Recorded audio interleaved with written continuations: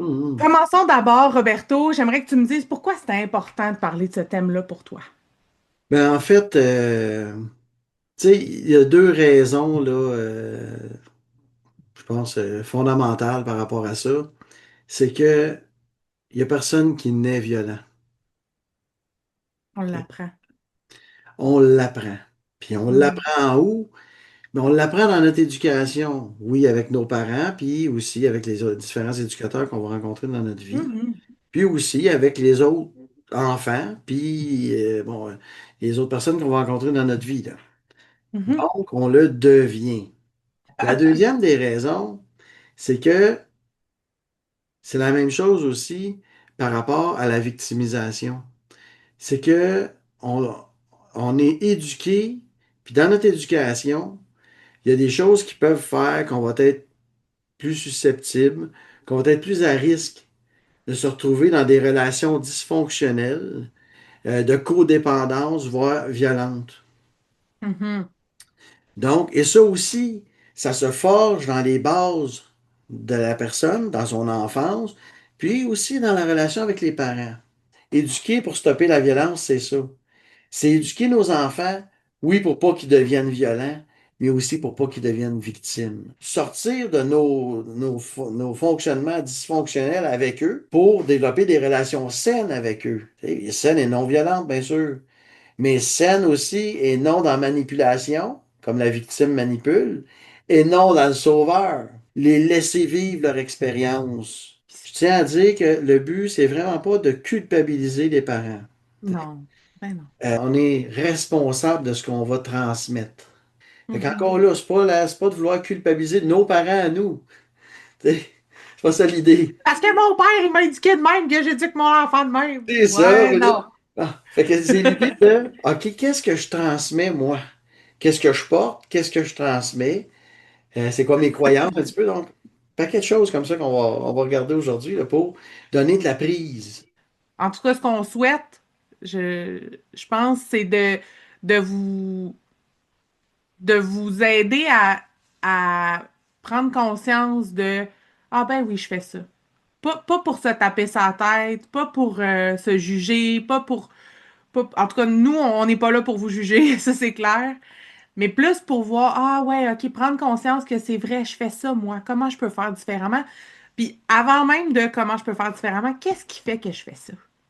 Ouais, T'sais, prendre conscience de pourquoi j'utilise ce marteau-là de telle manière, puis comment je pourrais utiliser autre chose qui serait plus satisfaisant. Fait que tout à fait. c'est dans c'est dans cette lignée-là qu'on s'en va. C'est ça. La table est mise. La table est mise. J'ai envie qu'on prenne un moment, Roberto, pour parler du triangle de Cartman. Parce que c'est le bourreau victime-sauveur, puis ça a une influence sur notre éducation. Est-ce que tu veux m'en parler davantage, Roberto? En fait, c'est une façon d'expliquer des relations dysfonctionnelles à partir de trois rôles. Il se trouve que quand on adopte ces rôles-là, ben, on les adopte pas juste dans nos relations amoureuses ou amicales, on les adopte aussi en tant qu'autorité. Mhm, Donc, ça va teinter notre façon d'être une autorité. mhm. Donc, je peux être un bourreau autoritaire avec mes enfants. Puis le bourreau, lui, qu'est-ce qu'il fait? Ben, il va, son autorité, là, c'est plus comme ça, là, genre un coup de pied dans le cul, puis ça, ou ben là, il va crier, il va intimider, il va faire peur pour que l'enfant, il respecte puis qu'il obéisse. C'est l'armée. Tac, tac, tac, tac, Oh, tac. ouais, c'est ça, c'est ça. Le caporal Chaud d'armée, c'est pas. le même, ça marche. Puis je veux pas savoir qu'est-ce que l'enfant vit. Tu sais? C'est C'est ça que moi t'as qui à faire. décide. C'est moi qui décide. Donc, cette position-là de bourreau autoritaire, en fait, c'est de l'autoritarisme qu'on appelle, là, tu sais, comme. Mhm, Donc, elle va emmener une relation dysfonctionnelle avec l'enfant. Plus la personne elle prend ce rôle-là, plus ça va faire ça, plus c'est intense. Après, c'est une question d'intensité aussi qui peut faire qu'à un moment donné, ça devient carrément violent. Tu sais. mhm. Et même sans être violent, on peut être plus dans cette place-là. Je pense à ma mère qui n'était pas violente, pas en tout, mais elle était comme non, tu vas pas là. Mais pourquoi? Ben, j'ai dit non. Ben oui, mais pourquoi tu dis non, tu sais? J'ai dit non parce que j'ai dit non, puis tu y iras pas. Puis on n'en discute pas, c'est non. Essaye-toi pas. Ouais. Tu sais, il y avait comme pas de place à comprendre pourquoi là, c'était non. Ça crée de l'incompréhension. Tu Oui, sais pas oui, sur quel pied danser. Ça fait pas de sens. tout à fait. Puis, je pouvais vivre quelque chose qui, en fait, était peut-être me protéger, mettons. On sort Mhm. pas le soir ou quelque chose comme ça pour me protéger. Comme, en fait, un genre d'abus de pouvoir ou quelque chose qui Contrôle. contrôle. Et là, je pouvais, moi, me révolter contre ça, puis sortir par la fenêtre, par exemple. Mhm. Et là, me mettre en danger. Et c'est souvent ce que les bourreaux autoritaires amènent, c'est que les gens échappent à leur contrôle. Et ils risquent, comme là, les enfants, risquent de, en échappant au contrôle, se mettre en danger, mais pas parce que, tu sais, des fois, la règle que le parent met, mais qu'il la met maladroitement, elle est bonne, là. C'est Mhm. important que l'enfant ne sorte pas à minuit du soir, à 8 ans, là, tu comprends ce que je veux dire? Mhm. Ben oui. Mais, Ça fait du sens, mais la manière dont elle est mise, c'est ça. c'est là où ça dérape. Ça risque d'emmener des problèmes, là, tu sais. Il faut savoir que le trouble d'opposition va réagir énormément à une personne qui est dans une posture de bourreau. Donc, le fait que je sorte de cette posture-là, ça réglera pas le trouble, là.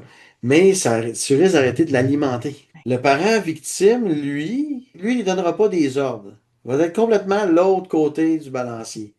Dans le laxisme, dans Ouais, fais un peu bon. ce que tu veux, pas trop de règles C'est ça. ou Il est pas plus tant. l'ami, des fois, souvent plus Ouais. l'ami de l'enfant. Puis il met pas de conséquences parce qu'il veut que l'enfant l'aime. Là, c'est le dépendant, on voit la Mhm. dépendance. Fait que il va faire passer son besoin d'amour avant le besoin de l'enfant qui ait une structure, là, tu sais, puis qu'il y ait des conséquences, des choses comme ça. Donc, il va souvent manipuler comme une victime par la faiblesse. Donc, ah, tu sais, je suis assez fatigué, tu peux-tu aller me chercher telle affaire? Hein? Puis des fois, l'enfant, face à ça, va se retrouver à prendre en charge son parent, qui fait donc pitié, puis tout. Puis j'ai envie de dire aussi, on n'est pas que le bourreau, que la victime, que le sauveur. C'est une belle danse, là. C'est une belle chaise musicale, là. On se promène là-dedans. Autant dans nos relations, d'une relation à l'autre, on peut être dans une position différente, que dans la relation, ça bouge, là. On n'est pas tout le temps assis dans une des trois chaises, là. Fait que, faut s'observer là-dedans aussi, là. C'est un jeu de chaise musicale, donc on Ouais. change de place, tout ça. Ouais. On peut changer de place aussi avec l'enfant. Mais comme je disais au début, ce qui arrive, c'est que là, on établit avec l'enfant, en fait, des relations dysfonctionnelles. Hmm. L'enfant, là, adopte des comportements, il va réagir à ça. Fait que devant une victime, ben, il peut tomber soit dans le sauveur, donc vouloir sauver son parent qui est plus dans la victime. L'enfant se retrouve à essayer de gérer des situations qui dépassent sa capacité de compréhension, là, surtout en très bas âge. Tout ça, à vouloir faire la paix entre maman et papa, à vouloir manipuler, puis changer les situations. Alors que c'est pas de ses affaires, c'est pas de son ressort, c'est pas en son pouvoir. Tout Mhm. ça fait que ça peut faire vivre aussi beaucoup d'impuissance à l'enfant à ce moment-là. On a parlé du bourreau, on a parlé de la victime. Il reste la troisième chaise, le sauveur. Le sauveur qui, à prime abord, a l'air ah, Ouais. la bonne chaise, mais attention. Non, c'est ça. Fait que le sauveur, en fait, lui, ce qu'il va faire, c'est que on dit le sauveur codépendant. Fait que le sauveur, ce qu'il va faire, c'est que pour répondre à ses besoins à lui, en fait. Puis ça, c'est dur pour les sauveurs de s'admettre ça. C'est qu'il va prendre en charge des affaires. L'enfant a 14 15 ans, puis ben, c'est encore le parent qui fait la boîte à lunch puis toute la patente, là, tu sais. C'est pas se faire une toast. Ouais, c'est ça. Tu sais, puis il va aller le porter à l'école parce que l'enfant, il aime pas ça prendre l'autobus, tu sais. L'enfant, pendant ce temps-là, ben, il fait pas face à d'autres petits-enfants, il apprend pas à faire sa place, il se responsabilise pas, développe pas son autonomie. Donc, ça a des conséquences sur l'enfant à court, moyen, long terme. On leur apprend pas à pêcher, on leur donne du poisson. Mhm. Mais quand vient le temps de pêcher, on sait plus comment faire. Ouais, c'est ça. C'est la meilleure image pour le sauveur, là. C'est ça. On leur apprend pas à pêcher, on leur donne le poisson quand on est dans la réaction de sauveur. Le sauveur, on voit ça comme genre le bon parent et tout, Ouais. la bonne affaire à faire, mais non. Parce Mm. que ta job de parent, c'est pas d'y donner du poisson, c'est d'y apprendre à pêcher. Oui, quand le bébé il est naissant, tu vas lui donner ce qu'il a besoin, là, peut-être pas du poisson, mais du lait. Éventuellement du poisson ou quoi que ce soit, tout dépendant de ce que tu fais, c'est une bonne alimentation, là. Mais à moyen puis long terme, ça va être d'y apprendre à se nourrir tout seul, prendre sa cuillère, puis tout ça, là, tu sais. Fait que, Mhm. les parents qui font pas ce travail-là d'emmener à l'autonomie, ben, c'est plate à dire, mais ils nuisent à l'enfant. C'est autant le Mhm. bourreau veut pas savoir ce que l'enfant vit, il n'est pas capable de l'entendre parce qu'il n'entend pas son vécu non plus et tout. Autant le sauveur non plus, il n'entend pas souvent l'enfant, qui Mhm. n'aime pas ça, il n'entend pas parce qu'il projette ses affaires, il projette ses besoins, il projette tout ça. Puis il protège, il surprotège. Fait que c'est beau là, qu'il protège son enfant. Sauf que s'il règle toujours tous les petits conflits avec l'enfant et ses amis, ben l'enfant, il apprend jamais à régler les conflits avec ses amis. Il se retrouve avec des problèmes relationnels assez rapidement, là. C'est ça aussi là, qui est important de comprendre. C'est qu'on porte tout un peu de dysfonction en nous, puis on est tous portés dans certaines situations, là où on souffre, là où on a mal, là où on a peur, là où on est frustré, à prendre des positions relationnelles, bourreau, victime, sauveur, à réagir de façon dysfonctionnelle dans nos relations. Fait que se remettre ça en question, c'est merveilleux. Puis c'est merveilleux pour toi, pour ton couple, pour ta vie de famille, pour ta vie amicale. C'est quelque chose là, qui peut transformer une vie, là, de se remettre en Mhm. question, de se regarder, puis de s'occuper de nos besoins d'une bonne façon en relation, là. Tu sais, s'il y a un message qu'on pourrait laisser à un parent qui se reconnaît dans ce qu'on parle, c'est tape-toi pas sur la tête, mais fais quelque chose avec ça. C'est ça. T'sais. Le but, c'est pas de te taper sur la tête puis de te dire que t'es donc pas correct puis que ci puis que ça, mais fais quelque chose avec ça. Va Ouais. chercher de l'aide, consulte, remets-toi en question, comme tu disais. T'sais. Serre-toi-en pour transformer les choses plutôt que tirer vers le bas. Il y a de quoi de beau à faire avec ça, là. C'est quoi les services qui sont offerts au SAPACA en lien avec l'éducation sans violence? Est-ce que c'est le parent qui vient seul, l'enfant qui vient seul? En fait, nous, c'est un service pour les adultes. Ouais. OK? Bon, on peut prendre les jeunes adultes, là, mettons, à 17 ans, là, ça se peut qu'on accepte de prendre quelqu'un, mais pour ce qui est de nos services individuels, c'est un service pour les adultes. Des fois, on va dans les écoles, là. On va dans les écoles faire les groupes pour les ados, des choses comme ça. Mais sinon, on n'a pas, nous, de groupe ouvert là, pour les adolescents, tout ça. Ou comme tu dis, mettons que le parent viendrait avec son adolescent, là, c'est pas comme ça qu'on travaille, là, tu sais. Fait que, donc, on va accueillir des parents. Il y a si on veut, deux chemins là, différents. Il y a celui des personnes qui, vont être souvent référées par la DPJ ou se sont vus, eux, être violents ou être agressifs avec leurs enfants, tout ça, puis ils voient que là, ça s'en va pas du bon côté, puis Mhm. elles vont venir faire le programme. Donc, on va venir faire un programme pour apprendre à se gérer. Comme je le disais tantôt, il faut être capable de se gérer, tu sais. Apprendre à le faire, tu sais. Donc, ils vont faire on appelle ça le PSRGA, donc Programme Sensibilisation, Responsabilisation et Gestion de l'agressivité. Ils vont venir faire ce programme-là pour commencer. Puis après ça, ils auront accès à des programmes ciblés, comme le PSRGA plus E, donc en lien avec l'éducation sans violence, tout ça. Ils vont apprendre des notions qu'on a parlé aujourd'hui. Donc, c'est un programme complet là, qu'ils vont pouvoir faire. Puis qui, tout du long, leur apprend à se gérer dans ces situations-là, tout ça. Puis leur apprend à mettre des trucs de base, hein, en place là, pour s'assurer qu'il n'y a plus de violence dans leur relation avec leur enfant, puis l'éducation qu'ils offrent à leur enfant. Mhm. Puis c'est un programme qui est personnalisé. Fait que ça permet aux gens de travailler à partir des exemples personnels. Comment ils réagissent, comment ça se passe avec l'enfant, qu'est-ce qui s'est passé. C'est ça qu'on regarde puis qu'on on travaille là-dessus précisément. Ça vous ressemble. Tout à fait. Puis aussi, on travaille avec le parent aussi à regarder, tu sais, bon, il fait des essais-erreurs, hein, il essaie des choses avec l'enfant. Mhm. Mais on va regarder, bon, des fois, ça ne fonctionne pas avec l'enfant parce que l'enfant, il n'est pas prêt à ça ou quoi que ce soit. Mais on regarde aussi pourquoi le parent a de la difficulté. Donc, Mhm. on regarde la posture du parent. On va l'aider à Mhm. sortir de cette posture-là. Tantôt, je parlais, mettons, la peur de ne pas être aimé, des choses comme ça, à choisir de franchir cette peur-là de ne pas être aimé, des choses comme ça pour l'aider. Fait que donc, ça fait partie de nos programmes de base.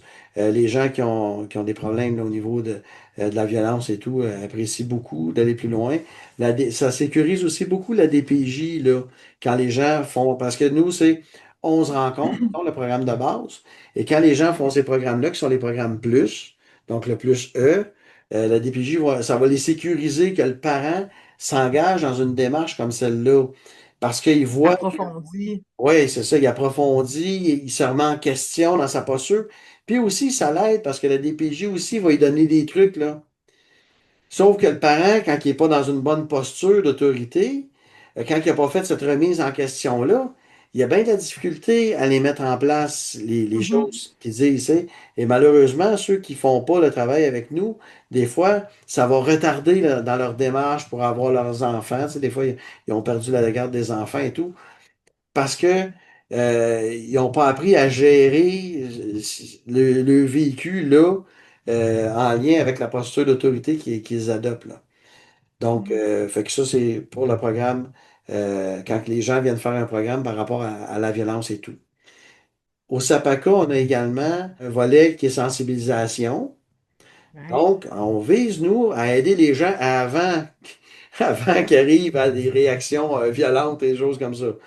Parce Ouais. qu'on le voit qu'il y a des parents qui se rendent compte, bien avant, Par eux-mêmes, là. ben oui, que là, je me gère plus bien, ça va pas bien, j'ai de la difficulté, je suis pas capable d'appliquer les trucs comme on parlait tantôt. On va offrir des ateliers, des conférences, toutes sortes de choses comme éduquer pour arrêter la violence. C'est un atelier, les parents peuvent venir en duo, donc travailler tous les deux. La chose, Mhm. voilà, la chaise, hein? C'est le fun à venir en duo parce que là, tu vois la chaise que toi t'occupes, la chaise que l'autre y occupe, puis la chaise que l'enfant y occupe. Parce que l'enfant, il a le beau jeu des fois, là. Un parent sauveur puis un parent bourreau qui s'ostine, là, hein, lui, Ça là, il peut faire fonctionne. ce qu'il veut.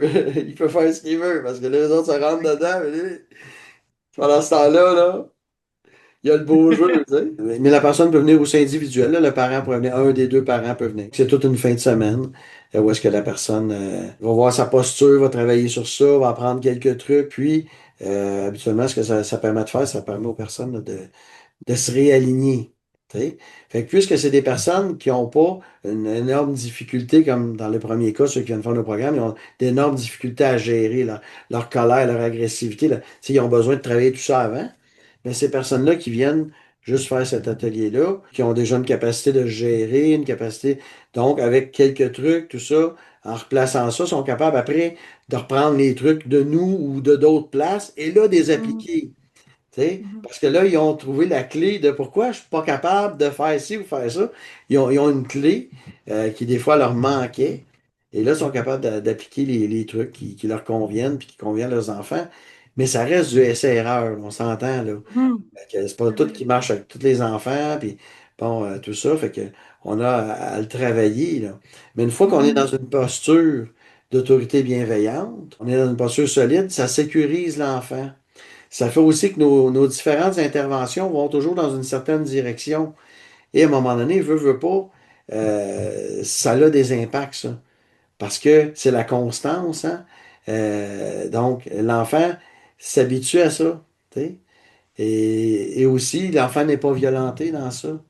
Donc, on n'est pas pogné avec toutes les réactions qu'un enfant qui s'est fait crier après ou qui a peur va avoir. Fait que c'est ouvert à tous, vraiment. Jeunes parents, futurs parents aussi, Mhm. peuvent venir faire ça. Beaux-parents, Beaux parents, oui. beaux-parents, C'est coparents, tout un autre ça, là. défi, là, c'est ça, tu vois. Tu sais. Ouais. Fait que, à la limite, même des professeurs pourraient venir, tout ça. Mhm. Mais on le fait là, pour les professeurs, on va faire, mettons que un groupe de professeurs voudrait avoir des cours par rapport à ça. On va le faire aussi pour eux. Là. Pour les professionnels, on peut faire aussi des adaptations de ça.